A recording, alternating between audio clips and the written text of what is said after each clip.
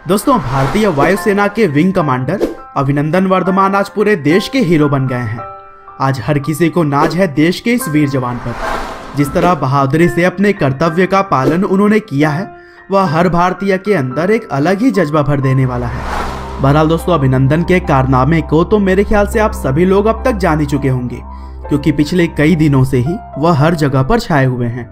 लेकिन दोस्तों, आज के इस वीडियो में मैं आपको अभिनंदन वर्धमान के वीरता की कहानी नहीं बताऊंगा, बल्कि उनके जीवन से संबंधित कुछ ऐसी जानकारियां दूंगा जिसके बारे में शायद आपको पता नहीं होगा। तो चलिए आज के इस वीडियो में हम जानते हैं कि आखिरकार विंग कमांडर अभिनंदन हैं कौन।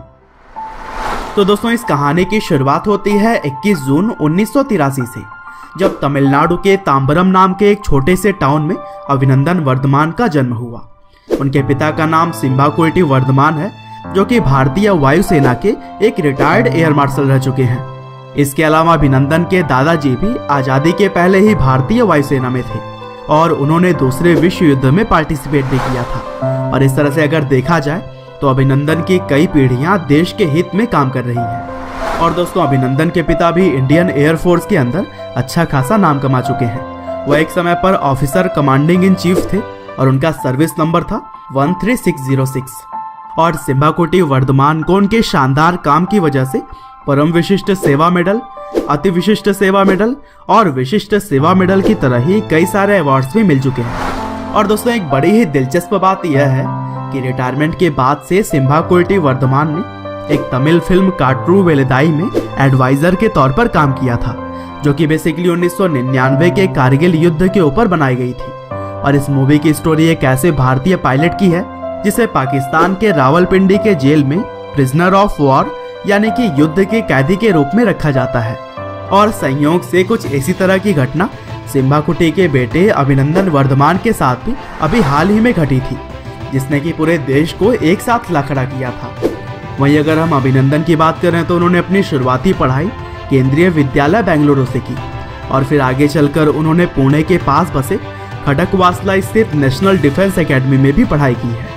और फिर पढ़ाई और ट्रेनिंग पूरी करने के बाद अभिनंदन ने 19 जून 2004 को इंडियन एयरफोर्स ज्वाइन किया था और भारतीय वायुसेना में उनका सर्विस नंबर है 27981। इसके अलावा अभिनंदन की शादी भी तन्वी मरवाहा नाम की एक लड़की से हो चुकी है और तन्वी भी भारतीय वायुसेना की हेलीकॉप्टर पायलट रह चुकी हैं।